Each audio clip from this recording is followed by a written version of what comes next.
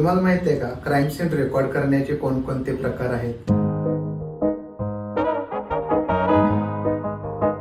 1. Photography, 2. Sketching आणि 3. Videography. फोटोग्राफीमध्ये वेगवेगळ्या अँगलने त्याचे घेतलेल्या फोटोनुसार आपणाला त्या क्राईम सीनवरील त्या एव्हिडन्सची व्हॅल्यू कळते. व्हिडिओग्राफीनुसार आपणाला त्यामध्ये कोणकोणते एव्हिडन्स आहेत, कोणकोणते छोटे एव्हिडन्स आपल्याकडे चुकून राहिले असतील तर ते व्हिडिओग्राफीमध्ये कळून येते. स्केचिंगमुळे आपणाला रिकन्स्ट्रक्शनसाठी उपयोग होतो आणि या तिन्हीचा वापर करून आपणाला क्राईम सीन इव्हॅल्युएशन आणि रिकन्स्ट्रक्शन याच्यासाठी याचा उपयोग होतो आणि हा पुरावा आपण चेन ऑफ कस्टडी सहित कोर्टामध्ये सादर करू शकतो.